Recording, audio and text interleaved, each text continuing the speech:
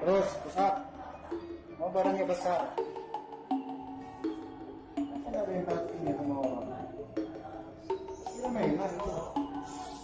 Hah? Salah nggak menurut kamu postingan itu? Salah? Tahu orang tengah berduka kau jadikan bahan candaan. Itu kalau orang tuamu, kalau saudaramu yang seperti itu, yang mengalami tragedi seperti itu, orang ngolo-ngolo, orang ngejek, sakit hati enggak? Bermedsos boleh, tidak dilarang, tapi ada koridornya, rambu-rambunya yang harus kita patuhi. Jangan menghina orang, jangan mengejek orang.